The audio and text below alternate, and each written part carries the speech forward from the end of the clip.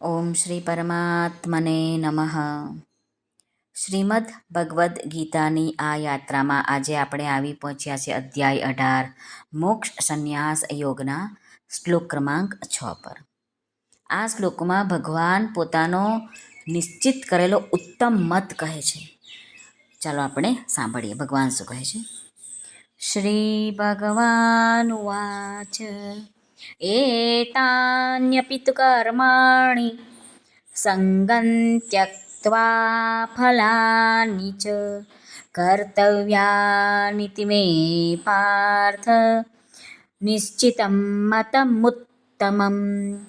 શ્રી ભગવાન અર્જુનને કહે છે, માટે હે પાર્થ, આ યજ્ઞ, દાન અને તપરૂપી કર્મોને તેમજ બીજા પણ સઘળાઈ કર્તવ્ય કર્મોને આસક્તિ અને ફળનો ત્યાગ કરીને ચોક્કસ કરવા જોઈએ. આ મારો નિશ્ચિત કરેલો ઉત્તમ મત છે. અહીં ભગવાને કહ્યું કે કર્તવ્ય કર્મો બીજા પણ સઘળાઈ, તો કયા કર્તવ્ય કર્મો? તો ભગવાન જે કહે છે તે સ્વામી રામસુખદાસજી મહારાજ થોડુંક ઊંડું જ્ઞાન આપણને આપે છે, વર્ણવે છે. આપણે સાંભળીએ. મહારાજ કહે છે કે શાસ્ત્રવિહિત પઠન પાઠન કરવું, ખેતી વેપાર વગેરે જીવિકા સંબંધી કાર્યો, શાસ્ત્રની મર્યાદા અનુસાર ખાવું, પીવું, ઉઠવું, બેસવું, સૂવું, જાગવું વગેરે શારીરિક કર્મો અને પરિસ્થિતિ પ્રમાણે જે પણ આવશ્યક કર્તવ્ય કર્મો છે એ બધા જ કર્મોને લેવા જોઈએ. આ સઘળા કર્મોને આસક્તિ અને ફળનો ત્યાગ કરીને જરૂર કરવા જોઈએ. પોતાની કામના, મમતા અને આસક્તિનો ત્યાગ કરીને કર્મોને ફક્ત પ્રાણી માત્રના હિતને માટે કરવાથી કર્મોનો પ્રવાહ સંસારને માટે અને યોગ પોતાને માટે થઈ જાય છે. મહારાજ કહે છે કે કર્મોને પોતાને માટે કરવાથી બંધનકારક થઈ જાય છે, પોતાના વ્યક્તિત્વને નષ્ટ નથી થવા દેતા. મહારાજ કહે છે કે આ ગીતામાં ક્યાંક આસક્તિનો એટલે કે સંગનો ત્યાગ છે અને ક્યાંક કર્મોના ફળના ત્યાગની વાત છે. આ શ્લોકમાં સંગ અને ફળ બંનેના ત્યાગની વાત આવી છે. એટલા માટે મહારાજ કહે છે કે ગીતામાં જ્યાં જ્યાં સંગના ત્યાગની વાત કહી છે ત્યાં ત્યાં તેની સાથે ફળના ત્યાગની વાત કહી છે. અહીં અર્જુને ત્યાગના તત્વની વાત પૂછી છે. આથી ભગવાને ત્યાગનું એ તત્વ બતાવ્યું છે કે આસક્તિ અને ફળ બંનેનો ત્યાગ કરવો જોઈએ.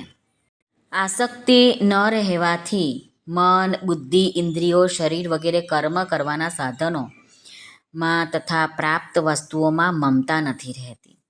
મહારાજ કહે છે કે સંગ સૂક્ષ્મ હોય છે અને ફળની ઈચ્છા સ્થૂળ હોય છે. અને આ આસક્તિની સૂક્ષ્મતા ત્યાં સુધી છે જ્યાં ચેતન સ્વરૂપ નાશ નથી પામતો, એની સાથે સંબંધ જોડ્યો હોય છે.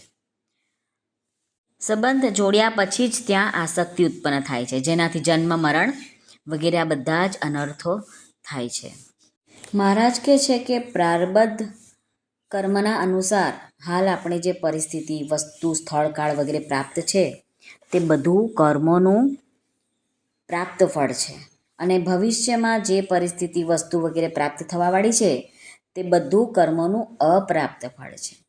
પ્રાપ્ત તથા અપ્રાપ્ત ફળમાં આસક્તિ રહેવાને કારણે જ પ્રાપ્તમાં મમતા અને અપ્રાપ્તની કામના થાય છે. એટલા માટે ભગવાને ત્યક્ત્વા ફલાનિ ચ એમ કહીને ફળનો ત્યાગ કરવાની વાત કહી છે. આગળ શબ્દ આવ્યો કર્તવ્યાની. કર્મયોગમાં વિધિ નિષેધને લીધે અમુક કામ કરવું પડે છે અને અમુક કામ નથી કરવું પડતું. એવો વિચાર તો કરવાનો જ છે, પરંતુ અમુક કામ મોટું છે અને અમુક કામ નાનું છે એવો વિચાર નથી કરવાનો. કારણ કે જ્યાં કર્મ અને તેના ફળ સાથે પોતાનો કોઈ સંબંધ જ નથી ત્યાં આ કર્મ મોટું છે, આ કર્મ નાનું છે, આ કર્મનું ફળ મોટું છે, આ કર્મનું ફળ નાનું છે એવો વિચાર થઈ જ નથી શકતો. કર્મનું મોટું કે નાનું હોવું એ ફળની ઈચ્છાને કારણે જ દેખાય છે, જ્યારે કર્મયોગમાં ફળની ઈચ્છાનો ત્યાગ કરવાનો હોય છે. મહારાજ કહે છે કે પરમાત્મા તત્વની પ્રાપ્તિ માટે આ સંસારનો રાગ છે, આસક્તિ છે તે જ બાધક છે. આથી આસક્તિ દૂર થતાં કર્મયોગીને પરમાત્મા તત્વની પ્રાપ્તિ આપોઆપ થઈ જાય છે. ભગવાન દ્વારા પોતાના મતને નિશ્ચિતમ કહેવાનો અર્થ એ જ છે કે આ મનમાં સંદેહની કોઈ ગુંજાઈશ જ નથી. આ મત અટલ છે. એ કિંચિત માત્ર પણ આમ તેમ થઈ શકતો નથી. અને ઉત્તમમ કહેવાનો અર્થ એ છે કે આ મતમાં શાસ્ત્રીય દ્રષ્ટિએ કોઈ પણ ઉણપ નથી, પરંતુ એ પૂર્ણતાને પ્રાપ્ત કરવાવાળો છે. શ્રી કૃષ્ણ અર્પણમસ્તુ. સર્વને ભાવથી જય શ્રી કૃષ્ણ. રાધે રાધે. હરિઓમ તત્સત. જય ગુરુદેવ દત્ત. જય સ્વામિનારાયણ. જય માતાજી. નમઃ પાર્વતી પતે. હર હર મહાદેવ. હર સિદ્ધેશ્વર મહાદેવ. નિજાજના આનંદ નિજે. સર્વનું કલ્યાણ થાઓ. સર્વનું કલ્યાણ થાઓ. સર્વનું કલ્યાણ થાઓ.